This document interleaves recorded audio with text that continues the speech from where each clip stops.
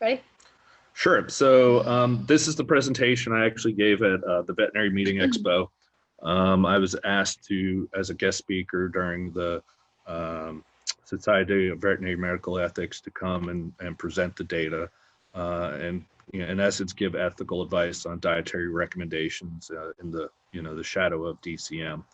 And so with that being said, not going to go through my background again, but obviously, expensive wallpaper and publications and such. As I mentioned earlier, if there's other topics that you may have or think of, I might have written them already. So if you go to petfoodindustry.com, you click on blogs and columns, and you go down to debunking pet food myths and misconceptions. I've written probably well over 20 articles there, and that is free access, so you do not need to register. And you have access to a lot of different articles. And similar to how I did my last presentation, you'll see in this presentation, I always put references there so you guys can look up the data and draw your own conclusions. So I'm not here to advocate one way or the other, and again, humiliate one way or the other. I'm here to, strictly educate everybody, so you can ask the right questions. So get the legalese out of the way. As I mentioned, I've worked for Hills, Hearts, and Blue. I've also worked with Earth Animal, and I co-founder of Guardian.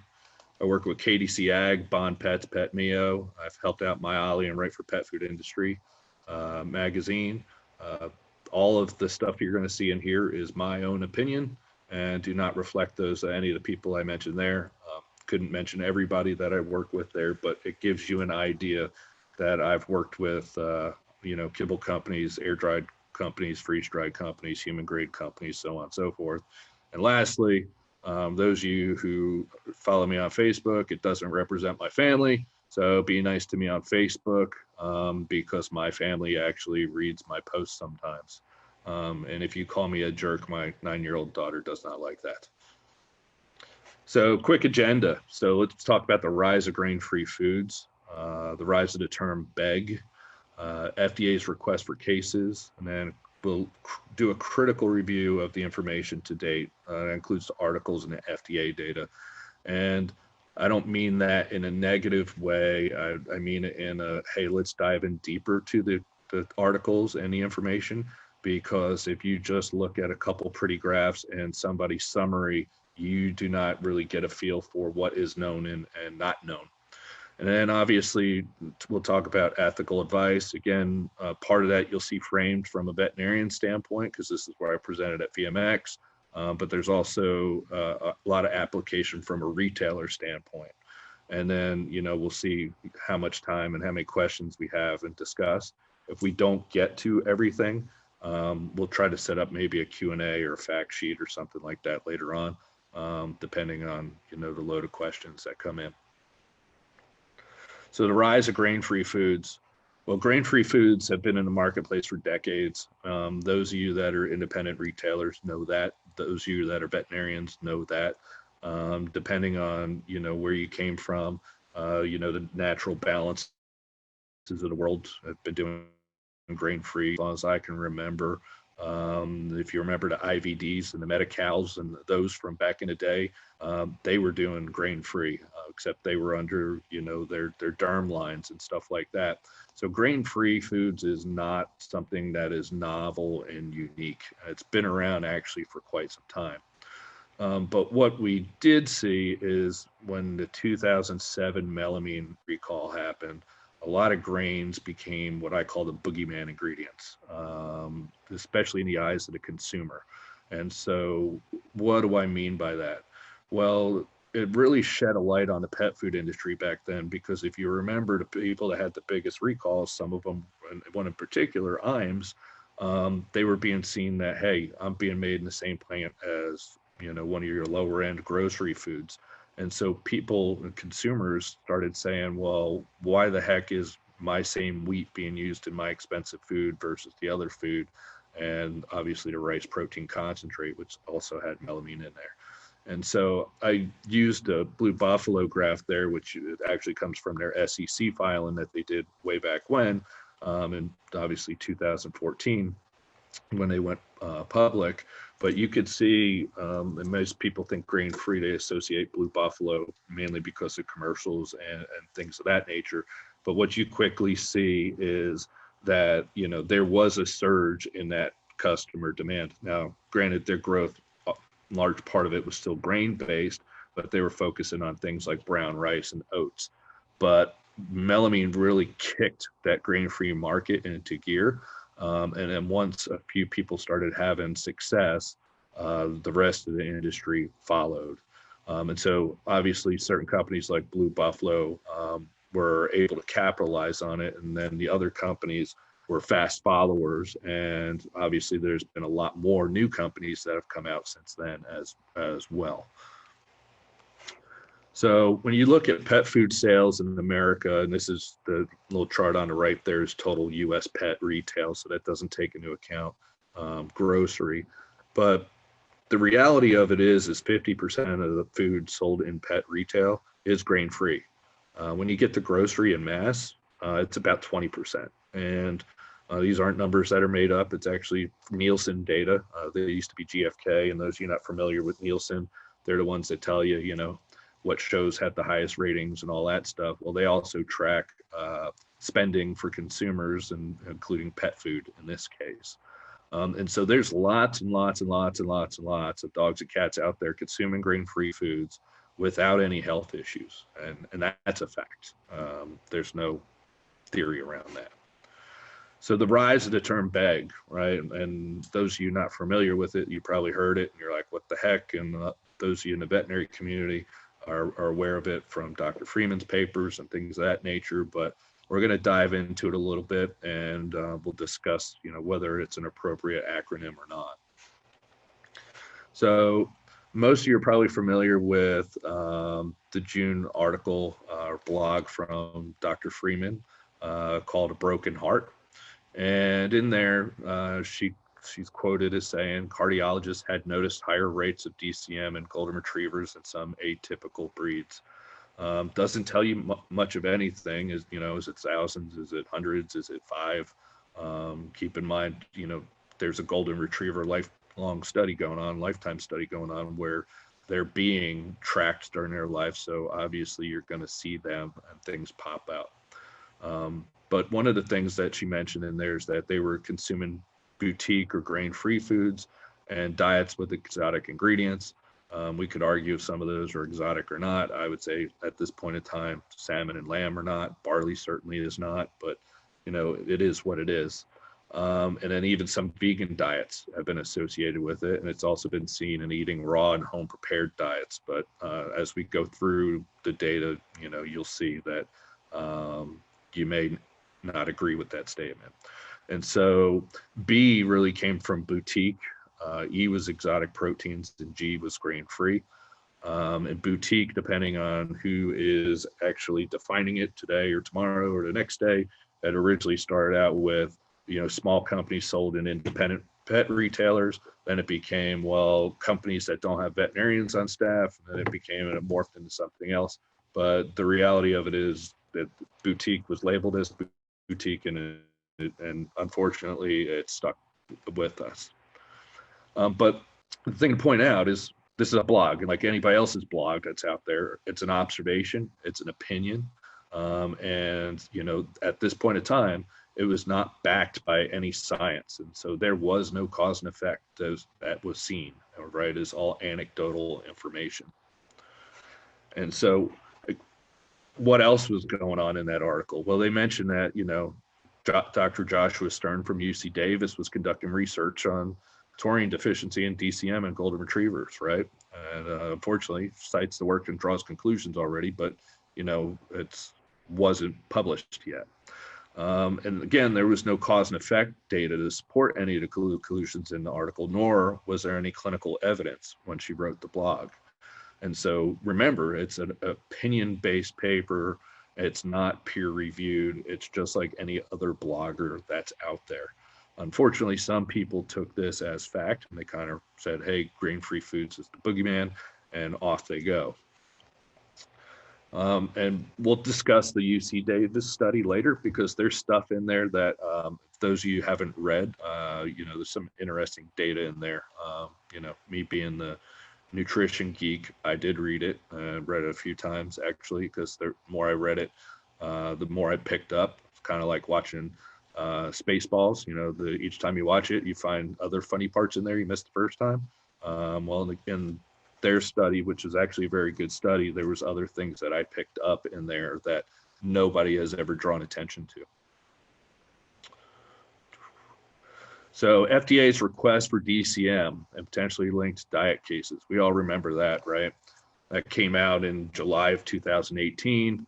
They talked in essence about beg diets, right? Hey, peas, lentils, pulses, which are, peas and other chickpeas and other guys that fall in there. And they were investigating a potential association. But the thing that a lot of people don't realize, and people will argue, yes, they did not request all potentially dietary linked DCM cases. And what you see highlighted in blue is literally what you're seeing there. All the focus and emphasis was on grain-free diets. And so this was actually, to me, a missed opportunity because, there is, for argument's sake, if there's exotic proteins, there's a lot of exotic protein grain diets out there that should have been looked at and could have been looked at and wasn't. But it could have been a great opportunity to see, hey, is there a nutritional similarity across everything? And, better yet, is there none? And it's simply genetic. There's lots of questions there.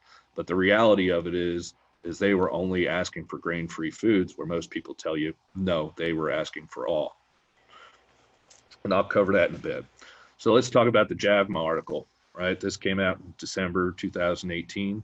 What I asked everybody, and when I presented this the first time, is how many read this article. All the veterinarians in the room did, as many of you that are listening probably did as well, and some of the retailers may have as well. If not, you should. And the reason you should is I'll tell you why here in a second. And then after that, I asked how many people began telling clients to switch to grain-based foods because of this article. And obviously, all those hands raised up again.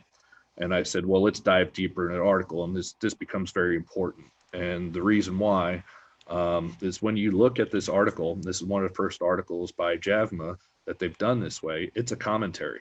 So what does that mean? It's no different than an op-ed in the paper. So it's literally an opinion-based paper. It's not scientifically peer-reviewed. And how do I know that? Well, even though I'm not a veterinarian, I was part of AVMA for 10 years. I actually had to submit my resume and everything to get approved to become an affiliate. And I was actually a reviewer for quite a few years for AJVR. And so there was a lot of things in this article that I saw, and I immediately called up all the way to the top of the AVMA and said, hey, what is this? And this was one of those papers that they tried to do a commentary for one of the first times, and unfortunately, people took this to be fact. And so why is this one problematic? Well, if you see the 3 pages I have there, I highlighted one spot yellow, another spot yellow on the second page, and then the last part is yellow for words cited. Well, the spots that I published, the only things that was used to draw a conclusion or lead you to the edge of the cliff before you jump to believe that grain-free might be an issue were 2 unpublished studies and a blog that we've already talked about. And so again, they used those 2 unpublished studies and their own blog to help facilitate the belief that there may be an association of BEG to DCM. The unfortunate thing is many people did not pick this up as such, and they thought this was truly a scientifically peer-reviewed paper, and it was not the case. And more importantly, and we'll cover this here in a bit, is how they referenced the UC Davis study, or as it's referenced here, JAS is doing a study, and that's Josh Stern. He was the second author on this, and their study published right around the same time as this. They took one part of the paper to talk about here and then cited as unpublished when it should have been technically cited in press. But more importantly, they represented the study in a fashion that the study was not drawing that type of conclusion. And this shows you the importance of, as I say, diving deeper and looking into the data that supports people's conclusions, because you may have a different opinion or conclusion. But again, it's not scientifically peer reviewed. Also in this paper, obviously we see the word beg now, and this is where it officially becomes a veterinary term because it's in a veterinary journal. And I'm not going to read it all. I'll read the last sentence to you. Or the appearance association may be spurious. And so I'll be honest with you, I don't use big words. I'm not that type of person. In fact, I probably use some words wrong, which is what I do. I know nutrition. I'm not a grammar person. But I read this line a few times and I quickly read through it and I finally said, I don't know what that word means. So I actually looked it up. And so when I looked it up, I found synonyms for bogus, false, fake, or the line of reason not valid. To me, as a reader, and to many other people, when I pointed that out, that shook their heads because they didn't realize what spurious meant. You know, would have been a lot nicer, easier if they said, or there may not be an association or a cause and effect at all. It may be random, right? It just happens to be in what they were looking at. But unfortunately, most people didn't pick up on that nuance. Again, that's highlighted there in the yellow. So is there scientific proof for beg diets causing DCM? Well, first thing is that let's talk about the UC Davis study. In that presentation, again, I asked how many read this article. Not as many people raised their hand, maybe half. And then how many people began telling clients to switch to grain-based foods? About the same amount of people. And I said, okay, let's dive a little bit deeper on there. And this one's important because this shows you how you need to read the study and not just the abstract, or better yet, trust somebody's drawn the right conclusion for you in an opinion piece, as we talked earlier. So although they did look at golden retrievers that were being fed quote unquote beg foods, and this is a number that I want you to remember, is only 35% of the foods actually had exotic proteins, right? Remember that, 35%. So in all the other stuff that you were reading up to this point, whether it was a blog, whether it was commentary, again, both opinion pieces, made you believe that exotic proteins were at fault. And if you actually printed out the paper, they tell you, and I highlighted there 8L, which happens to be a from food. That was actually a grain food. You actually have to get out of the PDF article and click on the update to get this table, which it's corrected. In the original article, it said it was grain-free. So another point to keep in mind.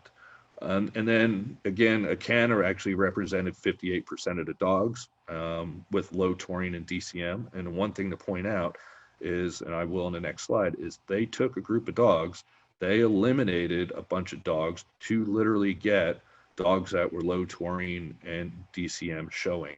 And so when you do that, well, you expect them to have low taurine and DCM. And then pork and squash happens to be 2 or 3 of the ACANA. But the thing that's important here, and we'll talk about later, is if there truly was an issue when the FDA asked for data and pork and squash was an issue, you should have seen a ton of pork and squash cases. And the reality is you don't. And we'll talk about that data in a bit. So conclusions here. It's actually, like I said, the study was done very well. The conclusions were done very well. How it was summarized and talked about in other papers was not. But in this study, like any other R&D peer-reviewed study that's out there, mine included, usually it raises more questions than it does provide answers. And there's always flaws in studies, and you always talk about how you can do it better.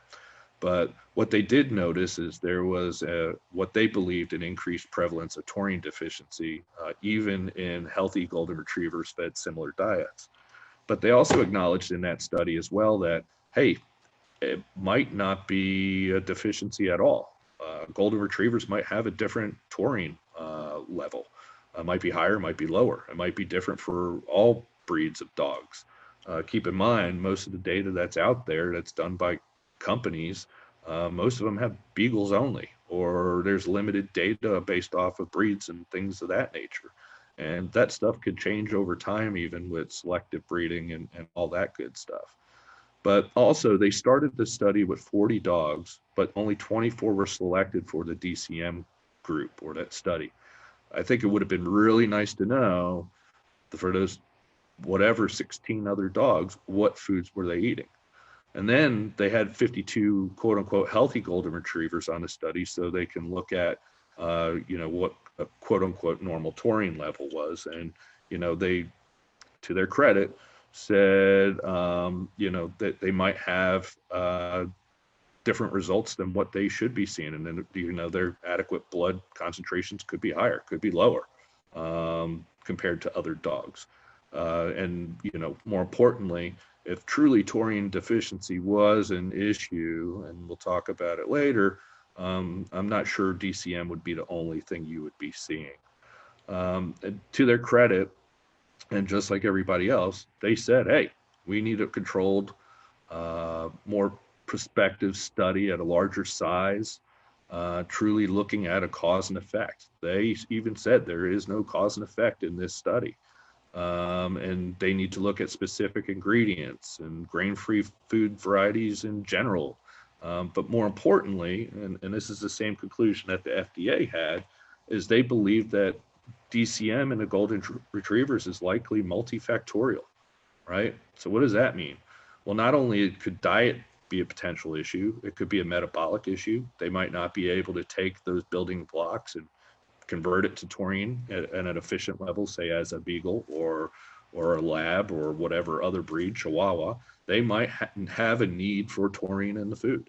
And it has nothing to do with grain-free. And, if you look at the formulas that were actually used in this study, none of them were large breed formulas. And so they weren't adding carnitine and taurine to it.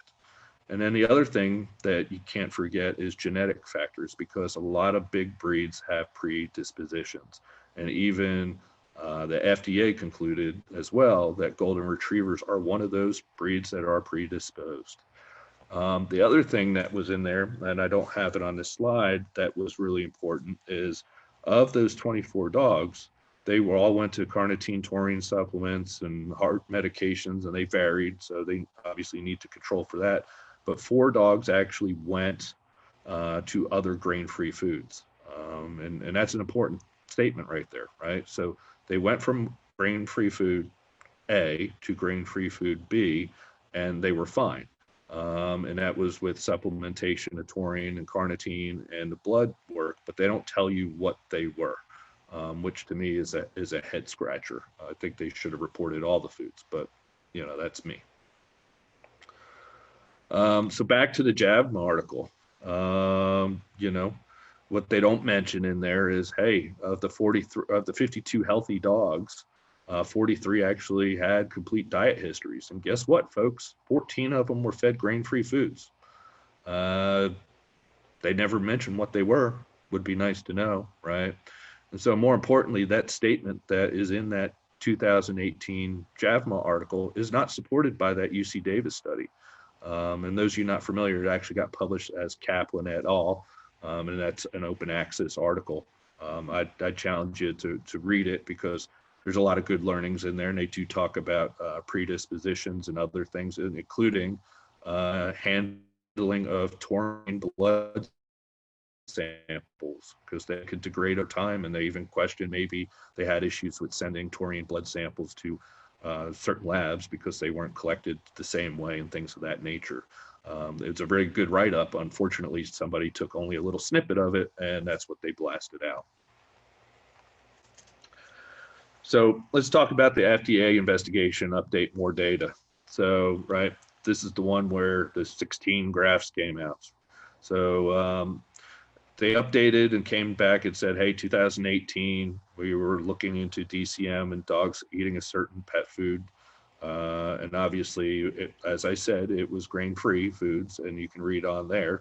They don't talk about, hey, we wanted all the DCM cases, and that would have been nice.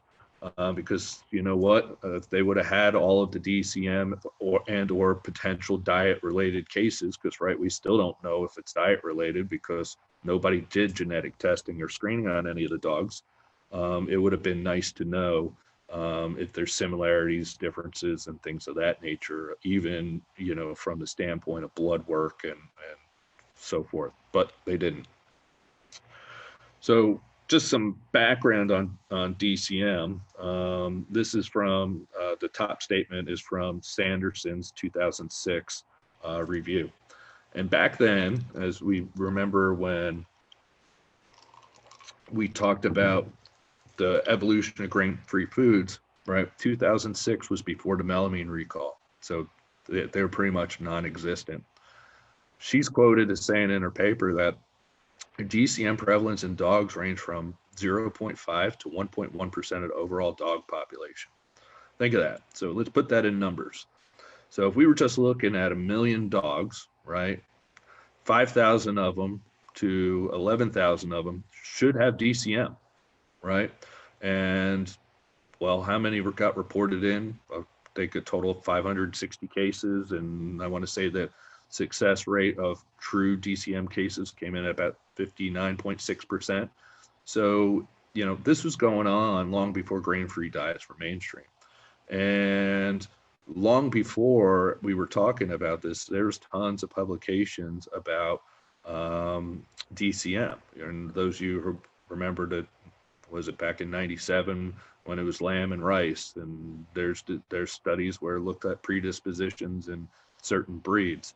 But the thing that's important to show you, and this graph is actually came from Daniel Shuloff at the bottom there, through his Freedom of Information Act from the FDA, is what did the DCM cases look like before the FDA announcement and then after? Well, you got to remember, right? The announcement came out in July, so for argument's sake, we're middle of the year, a little bit past it. And for 2018, up to that point, they only had 24 cases coming in.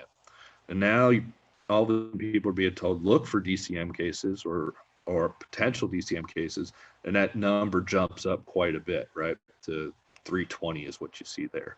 And so it wasn't an issue. You weren't seeing issues until they made the announcement. And Joe Barges said this best, is when you're told to look for something, you're going to find it. And so if there's prevalence, according to Sanderson's paper, of, you know, 5,000 to 11,000 dogs in a population of 1 million, well, this is telling me that, you know what, this could just be predispositions or other things going on, not necessarily grain-free.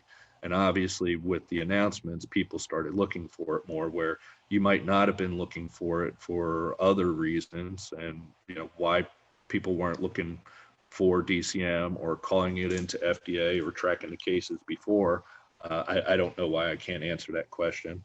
But the reality of it is, it shows you how a request, and more importantly, things like the New York Times picking it up in a popular press, as well as others. And literally when they did the update, you know, it was called, hey, the 16 brands of food that may be linked to canine heart disease. It got very misconstrued, and the data, I would say, was not represented properly. So those of you who think that they didn't make it as a grain-free announcement, this is also courtesy of the Freedom of Information Act, right? Thanks to Dan Shuloff. You see what I circled there. And so, you know, they literally refer to their article as the grain-free diet article, right? So for those of you who said, hey, FDA didn't just ask for grain-free, well, in their email and their reports and their presentations, they literally refer to it as the grain-free diet article. And more importantly, you see that they also mention, but no cardiac signs. And then even more interesting, again, Freedom of Information Act, I love it. This email is actually dated February 12th, 2018. So this is 5 months before there's any type of supported data saying that grain-free and DCM are linked together. And this email happens to be talking about this veterinary hospital Facebook that, you know, is saying, hey, be careful of grain-free diets. Well, you know what? FDA didn't have any data at this point. They're really going off of that JAVMA article, which, again, was an opinion piece, not a scientifically peer-reviewed piece. And they're making light of it.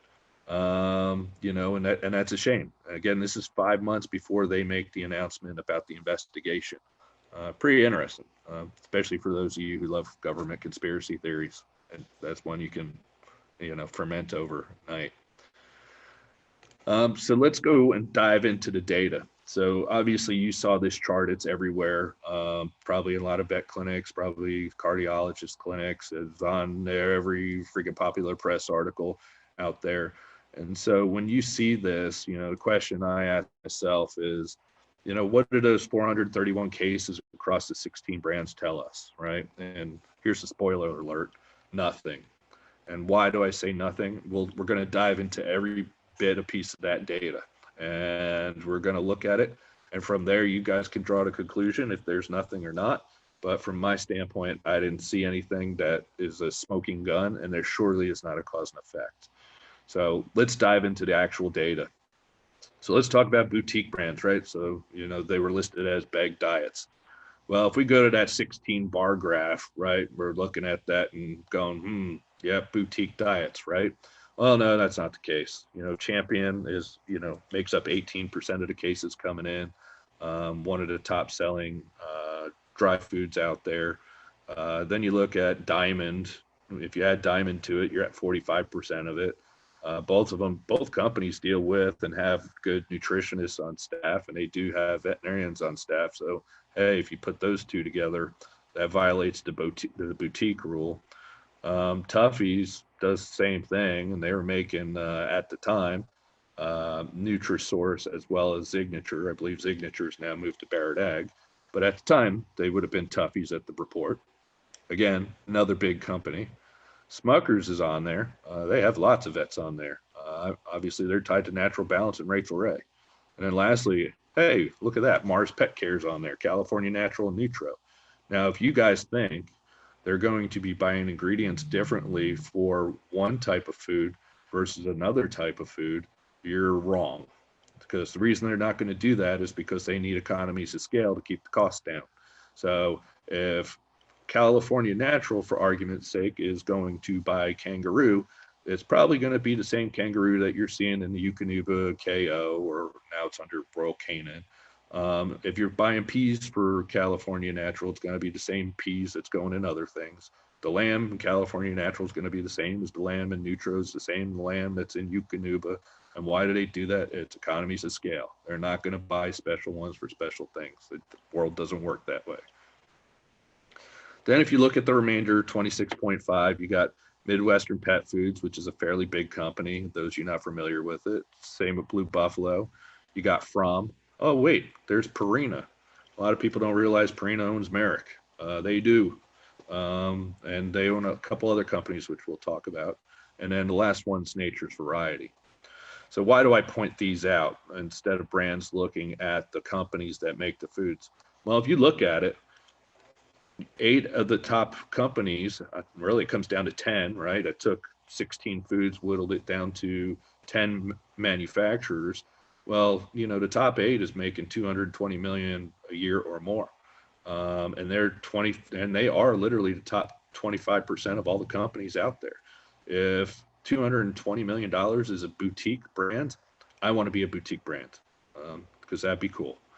And then the other thing people don't realize is they want to pick on From because they're a smaller number, but you know what?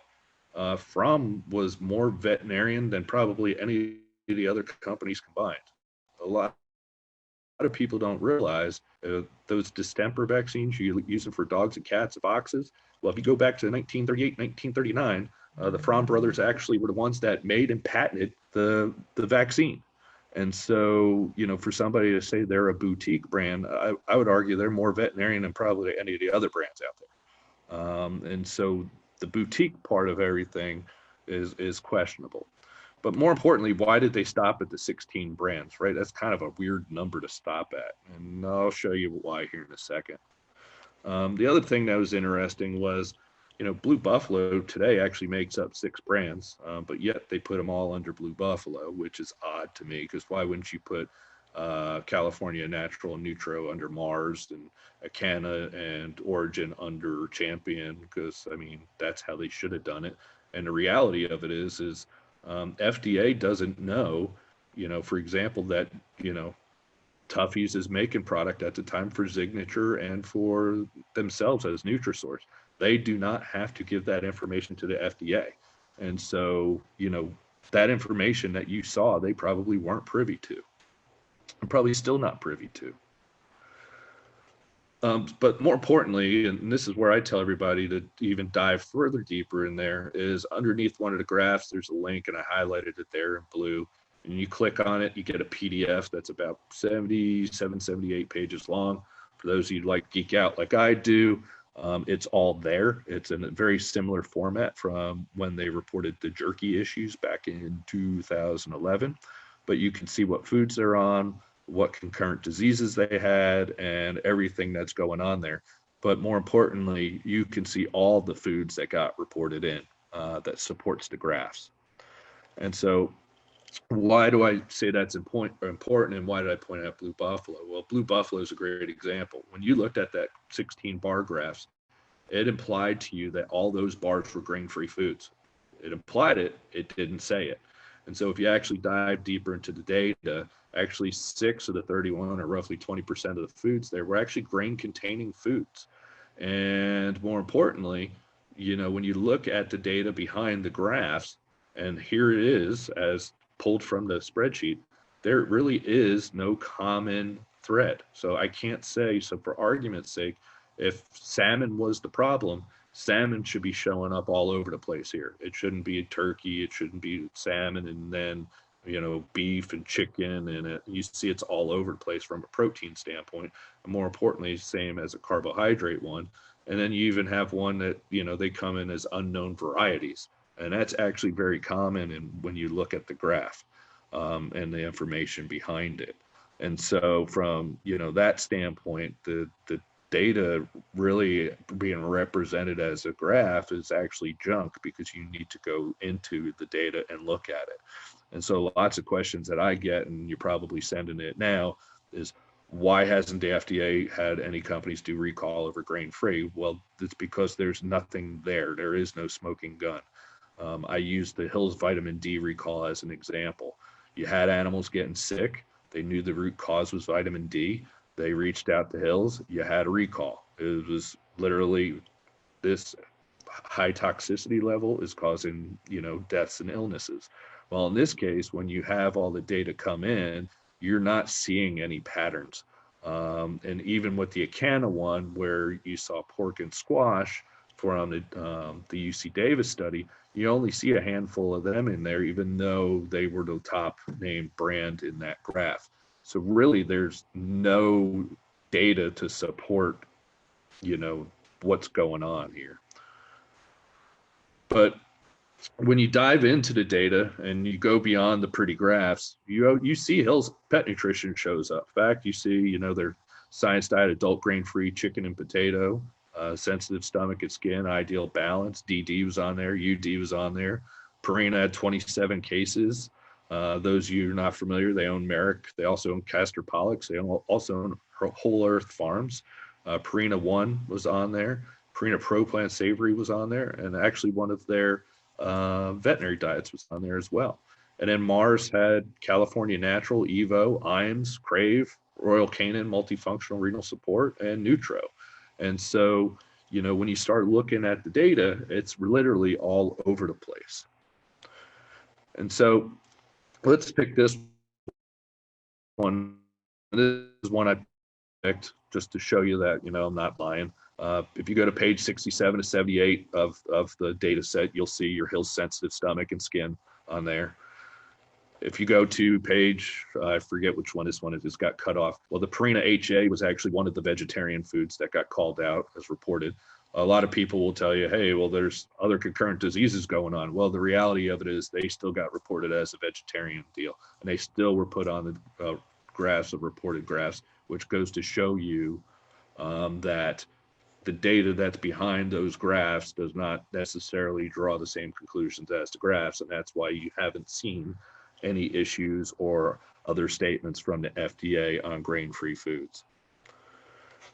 And then if I look at the Royal Canin one, which is page 47 out of 78, this is one that, you know, I kind of laughed when I see it, because everybody talks, hey, well, you got to feed a Wasava brand, right? And everybody draws the conclusion that Wasava brands go through AFCO feeding studies and everything else. Well, here's one of their veterinary formulas that was on page 47 out of 78, right? That says right there, this diet is formulated to be complete and balanced. It does not say AFCO feeding studies X, Y, and Z. And also, if you actually look at what's on the bag, they have structure function claims, which are literature supported claims, or puffery claims. And so when I say puffery, it means you can't prove or disprove it. And more importantly, no clinical studies are actually needed to support those types of claims. And so although a lot of people are thinking, hey, here's a Wasava brand and they do all this stuff, here's a great example of what doesn't. In fact, if you actually look at the other two foods that I just showed you, they didn't have AFCO feeding studies with them either. Can I just interrupt you super quick? Absolutely. Can you explain what Wasava is? Wasava is the World Small Animal Veterinary Association, that's based out of Canada, I believe, funded by 3 major companies that put together literally a check sheet to say, this is what you must do to be Wasava compliant. For example, you must be able to give me a complete AFCO profile of your food. You should have a thorough SOP saying you have all these quality procedures in check, which, by the way, would say Hills is not Wasava compliant today because based off of the FDA warning letter that they received, they were not testing inbound material for vitamin D. They were not testing finished goods for vitamin D, and they were not following any of their SOPs as far as receiving certificate of analysis or any of that information from inbounds. To the point that when they submitted their corrective actions to the FDA's response was, well, you're telling me what you should have been doing all along, and you weren't doing it, so I don't even know if it's a corrective action. We're going to have to show up randomly at some point and audit you to see. And so technically, all those canned foods, if you were following and believing that Wasava is it, all of Hill's canned products would not be Wasava compliant at this point in time. And one would argue that if you're practicing that way at one plant, you're practicing it at other plants because, you know, cost savings or time or whatever. Right. But that's why it's you got to be careful when you fall into that Wasava group. And the question I did ask during the presentation was, how many people said, hey, only feed Wasava brands instead of grain-free? Everybody raised their hand, and I responded, well, that screwed you, didn't you, when you had the vitamin D recall, which actually probably killed and hurt more animals than what was reported for DCM. Arguably, yeah, that kind of seems to be what the data shows. Which is a problem. Yeah, and you don't know which ones they settled out of court either. You just track the ones that are in court, and so, which is not good. It's a shame. It is. So boutique really does not fly. And, you know, that might be why they change what boutique is depending on the day and who's trying to define it and defend it. But next we'll focus on exotic proteins. So out of all the cases that came in, still I have to go back and see who's using goat. That one still makes me laugh. But anyway, this is the graph that you saw from the FDA. But when you actually look at what is common protein sources and what's exotic and vegetarian, remember that was in that original blog and article, chicken was actually the #1 protein source. If chicken's exotic, guys were getting it cheap. And I got 6 exotic animals in my backyard that are giving me pretty eggs. Not exotic at all. In fact, the protein sources reported were 75% of them were common protein sources. Only 24% were exotic and 1% were vegetarian. Now, if you remember back to when I said, hey, remember the UC Davis study, these numbers aren't all that different, right? What I say, 65% of them were actually common and 35 were exotic in that pool that they whittled down specifically. So exotic protein doesn't make sense. Then there's some groups out there who will sit there and go, hey, look, kangaroos 58%, and that's a big deal. Well, no, it's not, because if you actually go into the charts and look at who it is, 77% of it's actually Signature and 23% of it is California Naturals. So the real thing is kangaroo may be a problem in those 2 brands, not as a category, because you got Rain Clinical out there, you got Royal Canin with their therapeutic food, there's lots of other kangaroo diets out there. It is a problem with these 2 foods that got reported in. not with kangaroo in general. And that's, you know, the devastation of just simply looking at graphs and letting other people draw conclusions for you. So E goes away. So I guess it might just be a G thing, just to steal a rap verse from, and then just dated myself from the 90s. So if you look at all the cases that came in, keep in mind, right, when those articles were written, those opinion articles, hey, raw was up there, vegetarian was up there, right? Vegetarian was 1% of cases. Raw only came in at 9 of the cases total. But when you actually look at all the things that came in, guess what, guys? It's pretty much all dry food. And in fact, 88% is dry foods. And so to me, it makes me scratch my head. Well, if it's grain-free issue, you know, why doesn't it show up in raw, air-dried, freeze-dried foods? Because they're grain-free, right? We don't see those issues of those food types. You know what? We don't see the issues in canned foods either. And some people would say, hey, the dry food might be because of the extrusion stuff. Well, you know what? Canned foods go through just as much heat and pressure and everything else. And so one would think canned foods should show up. And in fact, there's no canned foods here. So if I go back to the Nielsen data, and this is, you know, this is the beauty of data versus theory. If you look at the second group of bar charts that are there, in the grain-free category, alternative dried would be freeze-dried and dehydrated. 96% of the foods out in the marketplace in U.S. pet retail is actually grain-free, and 45% of it is kibble. Interesting, right? So it's not like there's not a ton of those types of foods out there.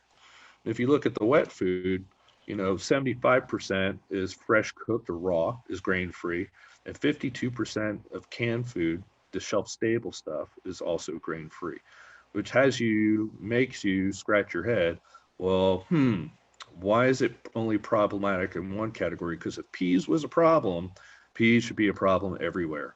If potatoes was a problem, potatoes should be a problem everywhere. And you follow where I'm going with this, right? So again, quick summary is, you know, if grain-free is a problem, why is it not showing it up in other food types, especially in the quote-unquote boutique brands, because they're the ones that are actually going to have the higher amounts of it going on. When you actually review, and this is the graph that brings some interesting light to it, is, you know, even though they say 91%, it's really about 90% were grain-free. 10% were actually about grain. So it comes to rounding errors at that point. And then they look at peas and lentils. And then what I don't understand is, you know, why did they combine potatoes and sweet potatoes? Because the sourcing is completely different. And not only that, they have different glycemic responses and things of that nature, especially when it comes into raw foods. Maybe not necessarily in the dry foods. But you know what doesn't get reported and what I don't see on the list? Hey, what about those other guys that are grain-free, right? What about squash? Remember, hey, pork and squash was horrible in the UC Davis study. Well, squash didn't even make the list. What about tapioca, or sometimes they list it as cassava root? You don't see that either. You don't see chickpeas. You don't see fava beans. You don't see other guys, but unfortunately, everybody reports it as such, as grain-free. Well, saying grain-free oversimplifies the issue at hand, and more importantly, it doesn't get to the solution of what's going on, or resolution, I should say. So the G, I'm going to leave question marks on that, and the reason being is I don't think there's data there to support it one way or the other. And the reason being is, you know, peas are going to be in all the grain-free foods today. And why? Because grain-free uses peas no differently than corn is used in the grain foods, or brown rice is used in the grain foods. So unfortunately, this is a common theme that we're hearing today is, hey, you know, your dog needs more grains. And I jokingly put it here because, you know, if you watch Ancient Aliens, this is the guy that's pretty much, it's always Ancient Aliens is the answer. But a lot of times it's, hey, I did not hear your question, nor do I want to hear your question or argument or discussion, but your dog needs grains, which always has me scratching my head. And why? Because taurine only comes from meat. Let me say that again. Taurine only comes from meat. That is why cats are obligate carnivores, right? There's a couple of amino acids that they need. They need arachidonic acid, but more importantly, taurine. And guess what? If you look at these graphs, you see on the left, it's all different types of protein sources that people are looking at as alternatives and sustainable. Taurine's non-existent.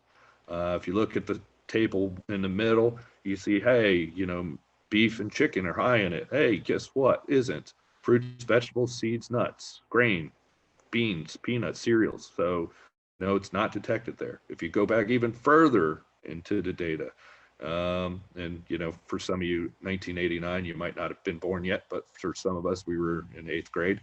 But you even see on the top right, the cereal grains did not have any detected. And lastly, the bottom table did not have any detected. So adding grains to the food doesn't do crap.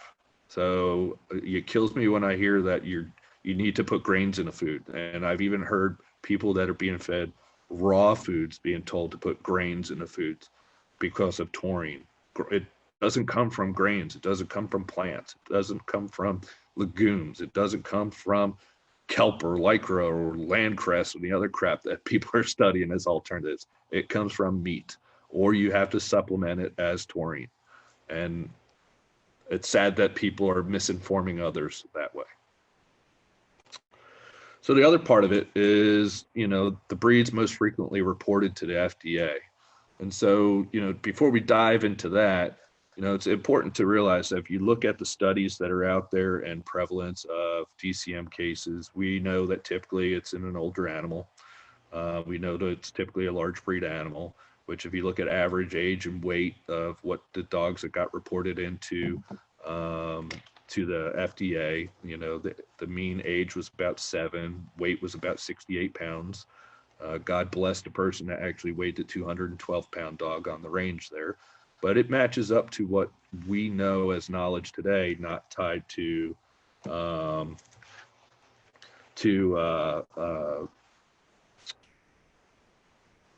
what is actually published from it being senior and older dogs.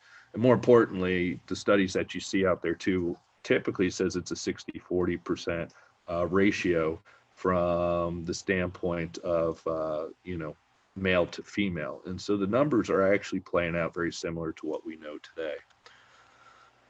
So let's go back to the DCM breed cases. So 20% are unknown breeds, so we'll never know if there was a predisposition there. So I highlighted them green.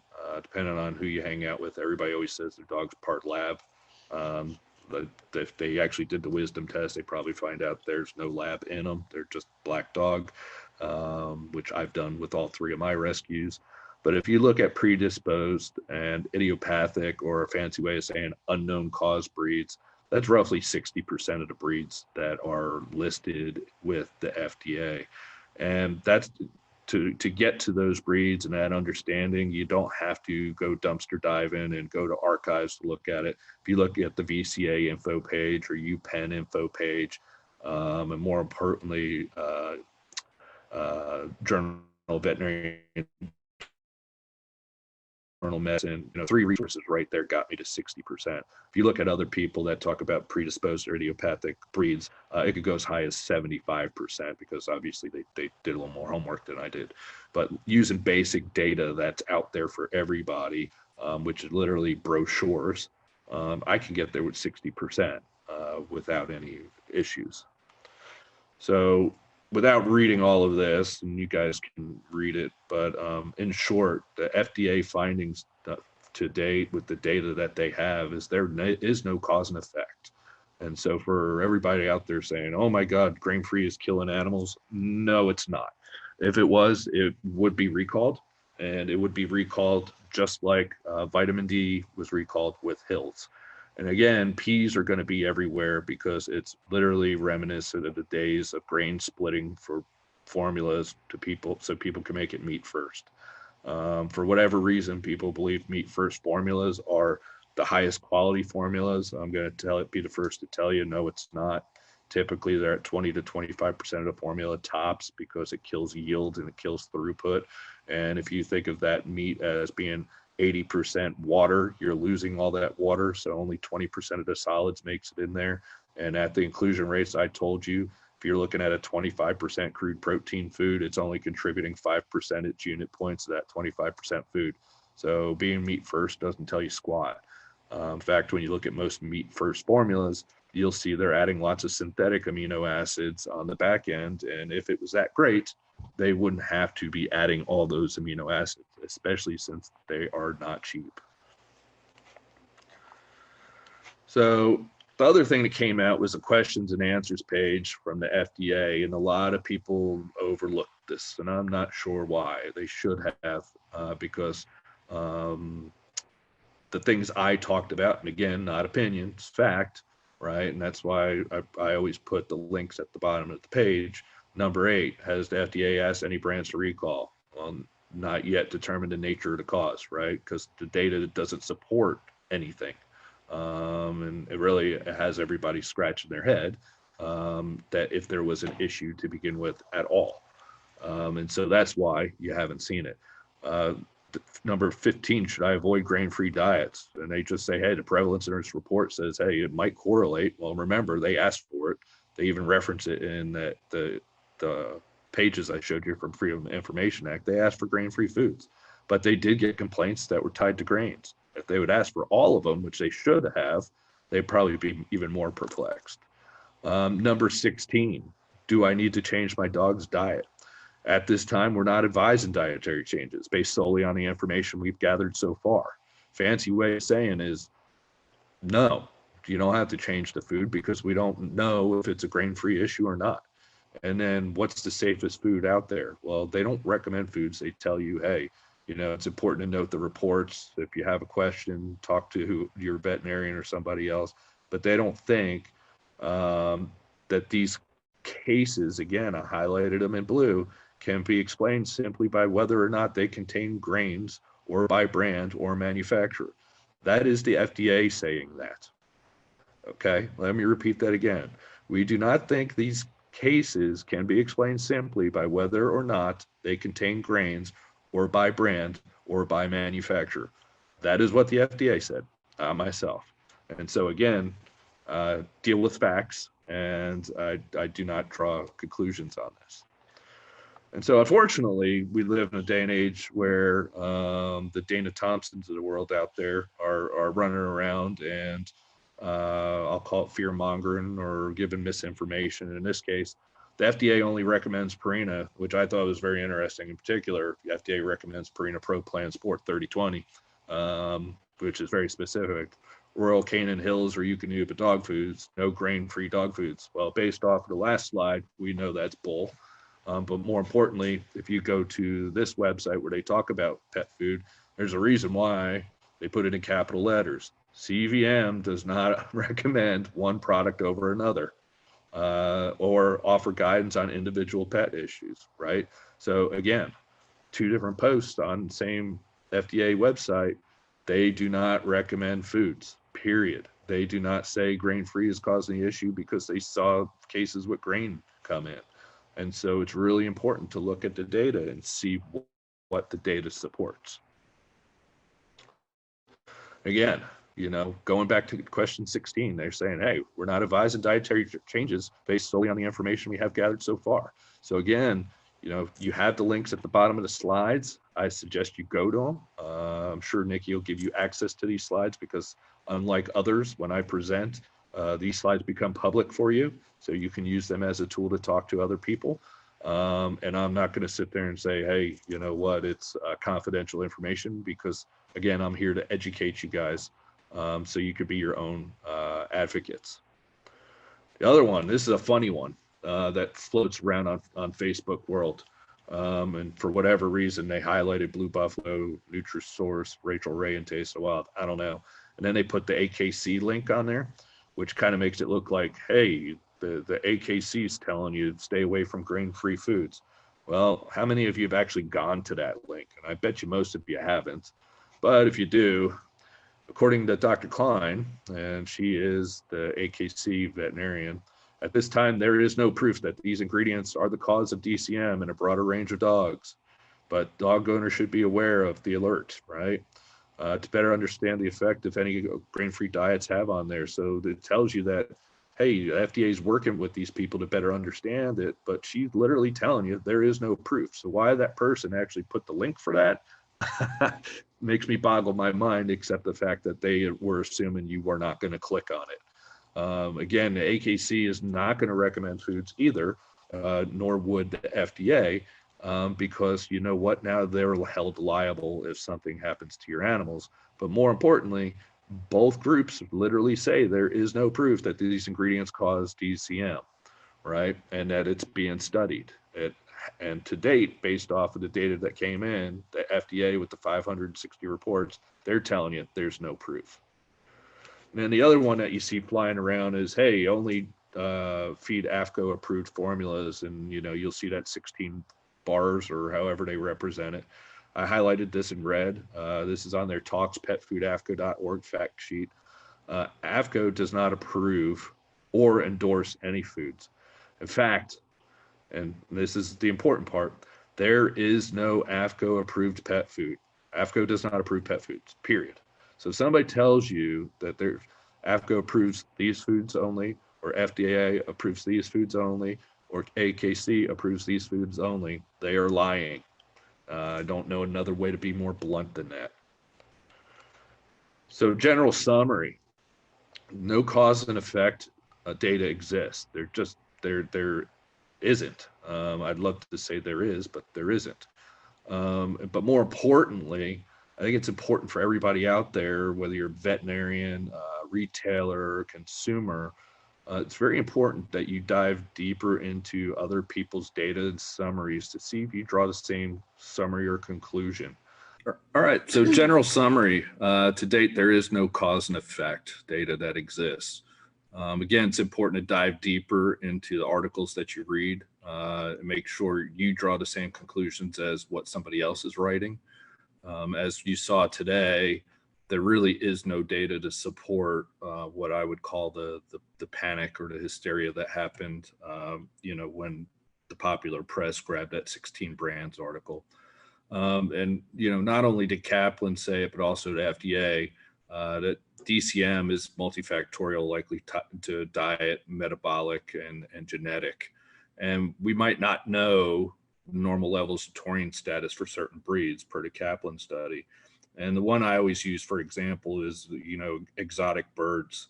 When I had Amazons, I'd ask, hey, what's a normal? And they would say, well, we'll find out today because your bird's healthy and that's going to be the normal. And then they track it. So, you know, there might be different ways to come about it.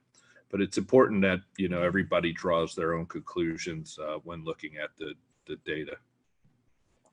So a lot of people are going to say, well, really, there was no data in there. Well, there was one bit of information that I thought was interesting. And again, that's me. And this came out from the February 2019 update, where they were actually analyzing the foods. When you actually look at it, and this is probably why you're seeing the dry foods and not the other food forms there, is these foods are, even the ones that were grain containing coming in, are actually pretty high in total dietary fiber, and in particular insoluble fiber. So, you know, did the FDA simply confirm that total dietary fiber impacts taurine status? And maybe the answer is yes, because it's not new news. There's been studies that looked at simply increasing insoluble fiber by 2 percentage units, decreased protein digestibility and sulfur amino acid bioavailability, and it also increased fecal excretion of bile acids. Well, those who are familiar with bile and bile acids, obviously taurine's a component of it. And also, if you want to put it in practice in human terms, that's why oatmeal works well and other fiber sources for lowering cholesterol. It prevents that reuptake or recycling of it, besides eating healthy, obviously. And the cool study is actually done in cats, where it shows that the microbes in the body may have an impact as well, because they took the same food and literally gave the cats antibiotics, and they saw an improvement in taurine status. which shows you that, hey, the microbiota might be having a play on there. So, if you take that into account, as well as the push rate of stool volume going out and lowering digestibility, those high fiber levels should be or could be the issue. And why do I say that? Again, if you go back into the charts and you actually look at it, there's actually a lack of weight management grain-free foods on a list. There are grain-free foods that are weight management products, and many of them add carnitine, and they add taurine as well. But could it be a carnitine issue? Not even taurine at all. Nobody's looked at carnitine level yet. Everybody, when they do their supplementation or regimen, they give heart medication, taurine, carnitine supplementation, and have them switch foods. Well, now you have a confounded result and you don't know what's going on. And also, you don't see very many large breed formulas on there, which they add both taurine and carnitine, or senior foods.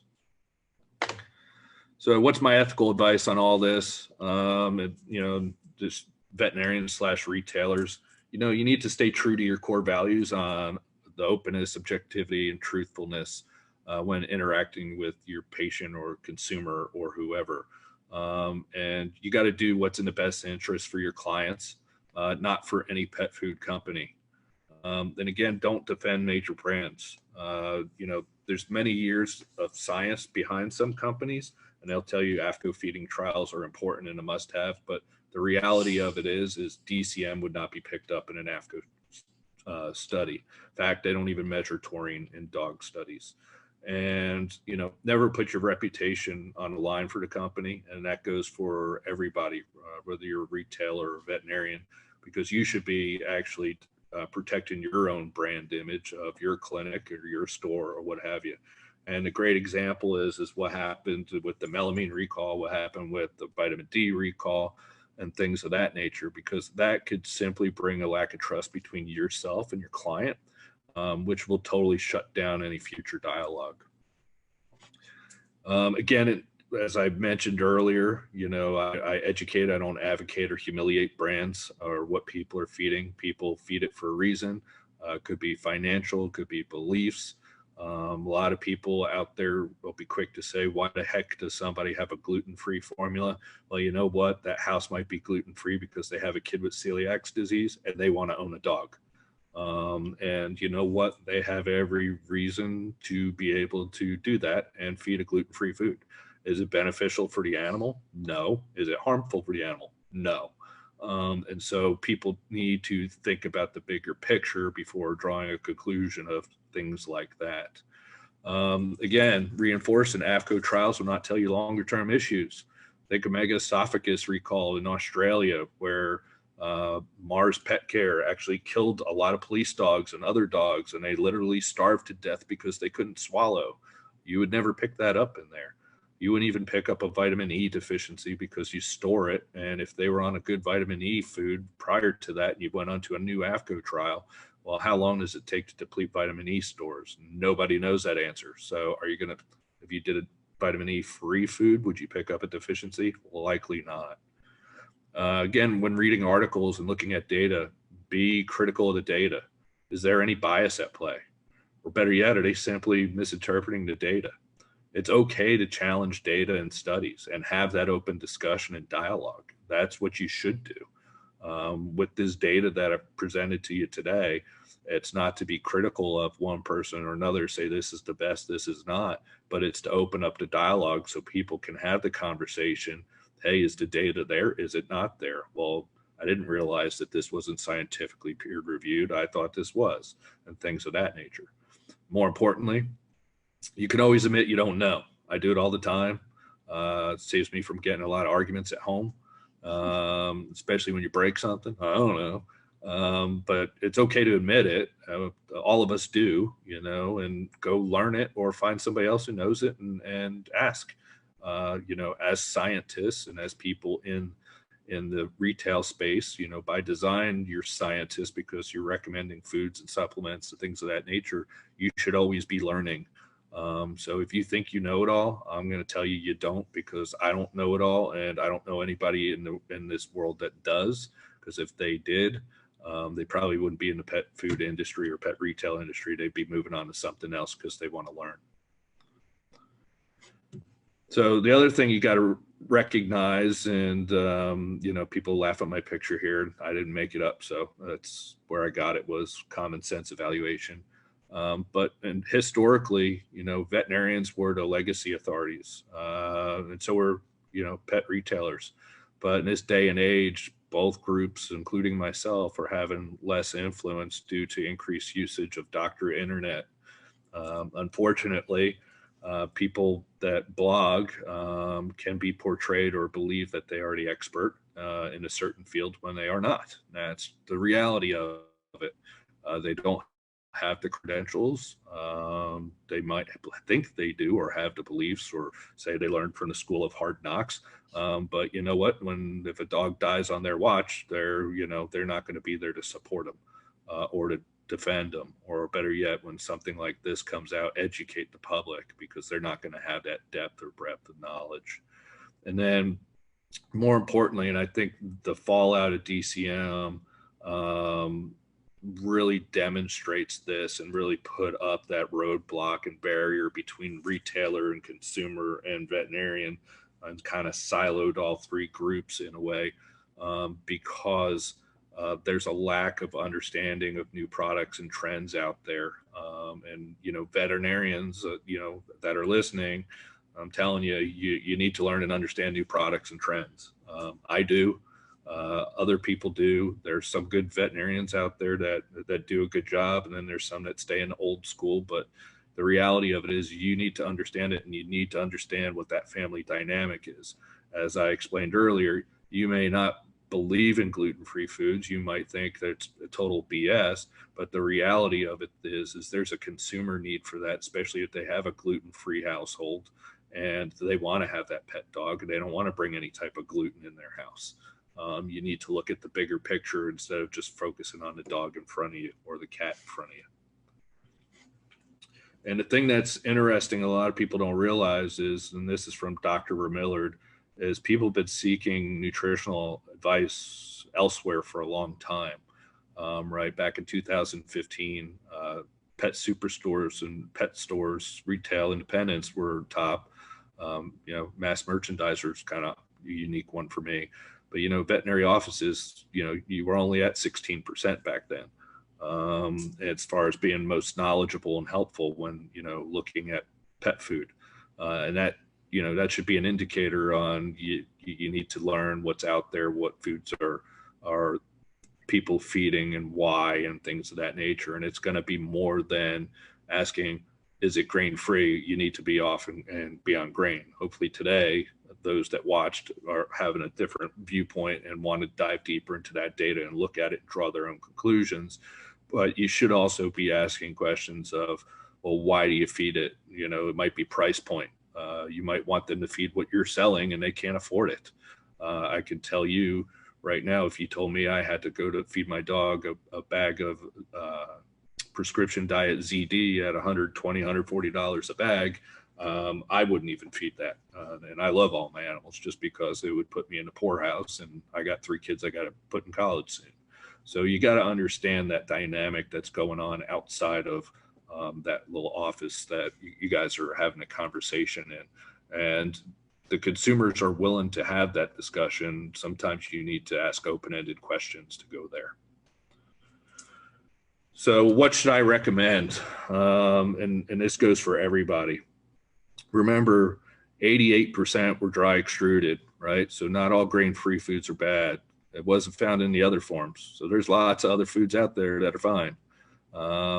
There are many grain-free options available that weren't even mentioned in that 16 brands chart. So if you wanted to be conservative and say, hey, I'm still going to hate those 16 brands, well, that's fine. But there's lots of other ones that did not make that list. Just to think of one off the top of my head, Canada, for example, not on that list. But there's lots of ones that simply aren't on that list. I think it's important for everybody, especially given the light of what happened, where people were talking, hey, maybe it's digestibility issues, and maybe it is, because the only thing that's out there that might be indicative is the high total dietary fiber. I think everybody should be asking, hey, do you have third-party digestibility data and third-party analytical data? And when I say analytical data, I mean from a third-party lab. I don't want to know, and you shouldn't want to know what predicted is, because you want to know if predicted's reality. And this is data, again, as I mentioned, to have that data for those two things is a whopping $6,000 and maybe, 30 pounds of kibble. So for them not to have that information and to be launching it, it's shameful, to be honest with you. And then pay attention to the total dietary fiber levels of foods. Typically, I tell people if it's above 10%, you should look for taurine on the label to be supplemented. And total dietary fiber is not the same as crude fiber. Total dietary fiber is similar to what you see on pet food or human food labels, where you see soluble fiber afterwards. Crude fiber is typically very low. You want to know all the fiber going in there, because those fibers are going to be the quote unquote beneficial ones. For example, soluble fiber would be considered a prebiotic. Remember that, the focus to date has been on grain free. We simply don't know if there's grain foods that are impacted. And again, all cases should be reported regardless of the food. And lastly, we should never jump to any conclusions that may not exist, especially in this case, because, there's going to be reputations on the line, right or wrong, whether it's the company, the retailer, the veterinarian, the consumer, because, hey, they recommend to their friends. And that's something to keep in mind. It's important that, again, you're open, willing to look at the data, see what the data is, and draw your own conclusions on there. Don't let anybody send you, hey, here's a pretty chart from Petcardia, and this is what you should look at. Well, you know what? They didn't look at the data properly. And obviously we did today. So now, ancient grains, WTF, right? That's Wednesday, Thursday, Friday. And I say no. And why do I say no? All those foods came out way too quick. And if you actually look at millet, there's two studies out there from 2009 and 2010. And you actually see you're paying for a more expensive corn, in fact, worse than corn. If you look at the first graph, total tract as well as protein and fat are less digestible than corn. If you look at the one from 2010, not very different. So why people think putting grain in food is going to solve taurine issues. Remember the charts I showed you earlier. Again, this is real data from scientifically peer-reviewed journals that show you that millet is no better than corn. Frankly, you're better off probably going to a brown rice or something like that if you're looking for that. But millet, you're going to pay a lot more money for it. Formulas or your cost from the retailer is going to be higher, and you're going to have to be able to explain, or they should have to be able to explain what was wrong with their grain-free formulas for you to go to a ancient grain formula. And for those retailers that are out there, and I'm sorry for the distributors that may be listening, if they're going to come in and want you to take ancient grains, ask them what products they're going to take off the shelf from that same company and what was wrong with that grain-free foods, because it's a conversation they should be able to answer, and you should be able to answer if your customer asks you. So with that, we'll jump into whatever questions, I guess, that are out there. We do have some good ones. Okay. All right. So Kaylee asks. Also Mountain Dew. Real healthy. Yeah. Good job. Seeing some of this data for the first time, or for not the first time because she works in a vet's office, why isn't everyone talking about how it is so prevalent in dry food, DCM? Wouldn't it be better for people to recommend switching off of dry food if that is where the problem is?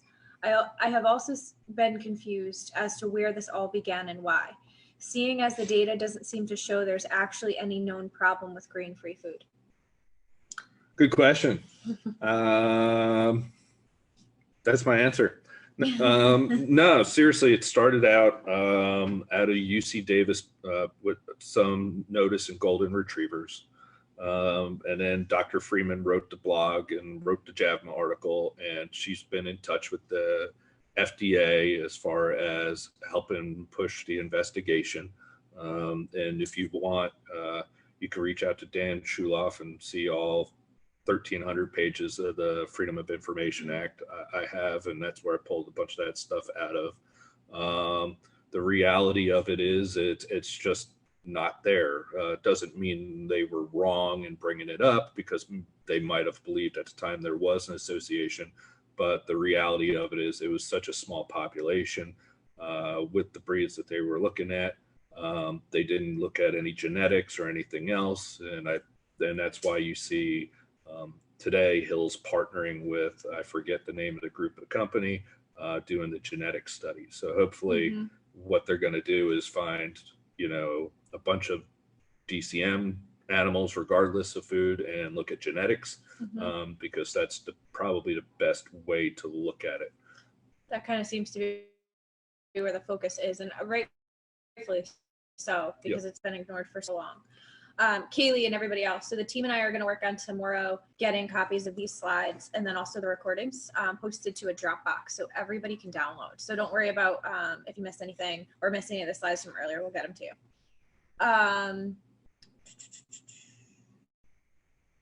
So Kathy asks, she's been feeding her dogs LID or grain-free because she has to for whatever reason. She's been adding meat to her dog's kibble. Does that help up the taurine? And building off that, I'm actually going to add in Dr. St. Clair's question, which is supplementing taurine and when that's appropriate. Sure. So to answer both questions, I would argue, well, first question I would ask is, was there any issues or clinical signs before you were adding the meat? Because chances are you might not have to add the meat. And whenever you see any clinical signs, obviously you should see your veterinarian immediately. I did not sleep at a Holiday Inn Express last night, so I'm not a veterinarian. But if you weren't seeing issues before, I'd question, why are you adding meat?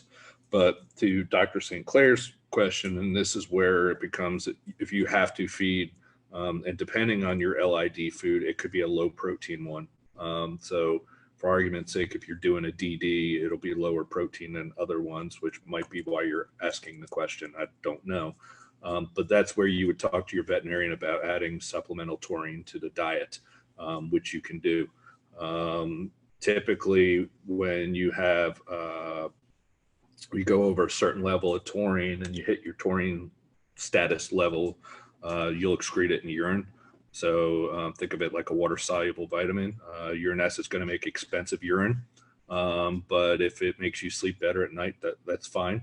But there's also, if you wanted to work closely with your veterinarian, you could work in and dial in what that supplementation rate is. But they'll have supplements or can recommend supplements for you, so you don't have to cook meat every night to add to kibble. But again, not knowing the food type, that's one that if she's worried about taurine, she should talk to her vet about supplementation rates. Okay. Brooke asks, in terms of cases of DCM reported, how is the data collected? Were professionals required to report cases? Is it possible that there was a large number of dogs with DCM missed?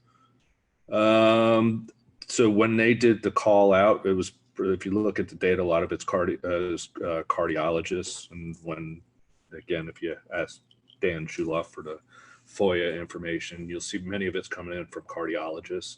Obviously, it's going through the food safety portal. And so with that information, they're going to fill in, what information that goes there.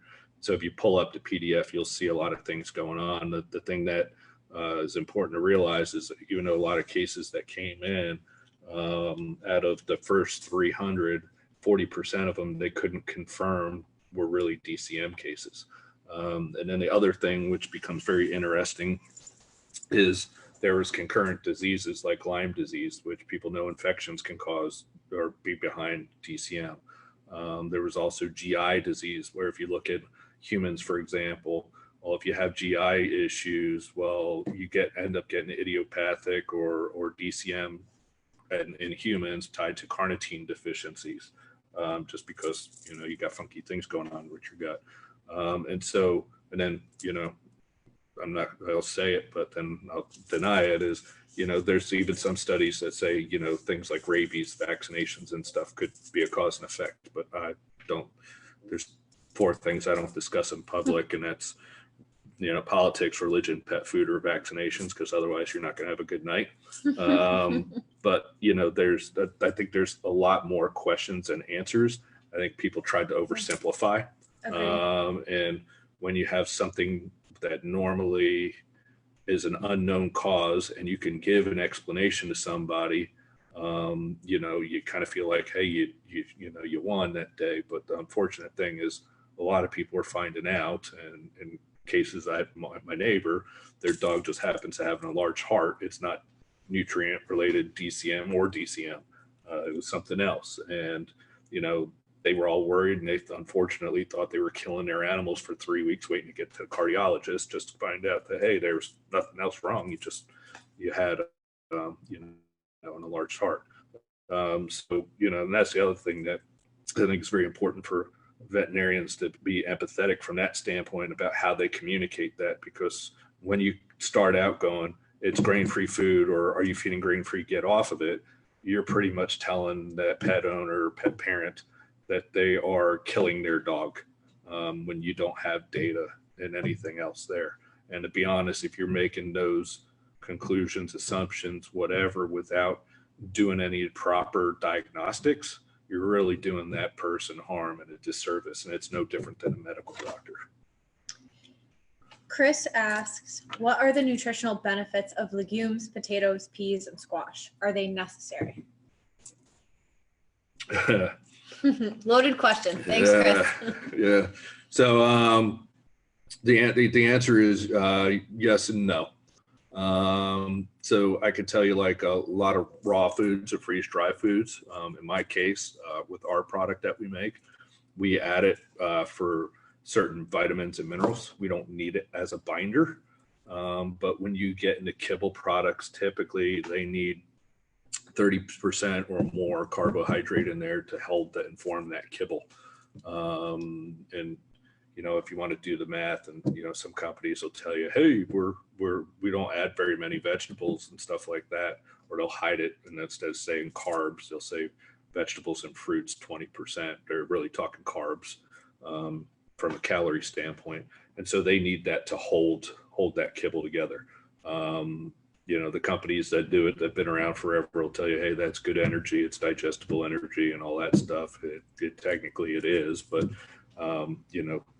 what carbohydrate source you use is, in my mind, irrelevant. Back in the day, before everybody knew how to make grain-free, people would tell you it's hard to make. But once you adjust a preconditioner and extruder for throughput and temperature, now you can make it with just about anything, whether it's squash or pea or whatever. Unfortunately, the way companies work, and this is, you got to go back and look at history, is everybody was, the big thing was be 100% or be natural with added vitamins and minerals. So everybody got rid of the Toxiquin, BHA, BHT, and then, you had a leader, everybody caught up. And then they were like, hey, no corn, wheat, or soy. Then you had a leader and everybody caught up. Then you had groups said we're grain free, and you had a leader, they caught up. And then they said, hey, we don't have white potatoes, we got sweet potatoes. And everybody caught up. And then it went to, no potatoes. And unfortunately, people just do it as a point of talking point. But from a nutritional value standpoint, carbohydrates, carbohydrate. As long as and that's where you get into digestibility. So ask the question, what's the digestibility of the food? If they're not willing to tell you and they're not doing it, I'm telling you, they shouldn't be launching a food because they haven't done their due diligence. And if it's proprietary, call BS on it, because for $3,000, I will introduce you to the lab. You buy 3 bags of food and you can have the data and you can publish it. So it's literally $3,000, a few bags of food, and 10 days of feeding. Yep. Ready for a vegan diet question? Sure. You mentioned vegan diets. More and more of Tom's clients want to put their dogs on vegetarian diets. The old adage was that dogs need meat to thrive. Is this true? The raw people will hate me for saying this. The answer is no. So what your body needs to thrive is the basic nutrients. And so again, everybody talks high protein. The body doesn't care about high protein. They care about essential amino acids. And so if you look at high protein, for example, if you don't have the proper essential amino acids, your dog can still die, right? And if you actually, and there's a paper I wrote on metabolizable energy, it got published eons back, but there's actually negative consequences for other nitrogen compounds. And so the way crude protein is measured is you analyze nitrogen content, times it by a cofactor of 6.25, and there's crude protein. Same for human food. And hence the name crude. It's not exact. And so it's not telling you protein. And in essence, that's how melamine came about. It was carrying, similar to like arginine, if I recall, it's carrying 2 nitrogen. So it gets double counted, if you will. And so with that, when you ran it through the nitrogen crude protein test, it tells you it's protein. Reality of it wasn't. It was actually a death sentence in a lot of cases. And so there's other compounds out there like nucleic acids and other non-essential amino acids and stuff like that, which doesn't help the body. It actually has a negative energy deficit because you got to deaminate it and ultimately excrete it in ammonia. And so usually I tell people if the protein is too high in the dog, you're doing one of two things. You have great fertilizer or you have brown spots. And usually that's an indicator of what's going on. All right. Well, I think we're going to wrap it up. If you guys have more questions, drop them in the comments. We can always do another one or do a Q&A sheet, but we've went about 2.5 hours. So we're going to cut it off. Thank you everyone for joining us, and thank you for coming out. You're welcome anytime. And getting this done. I know it's helped a lot of people. Have a good night, everyone.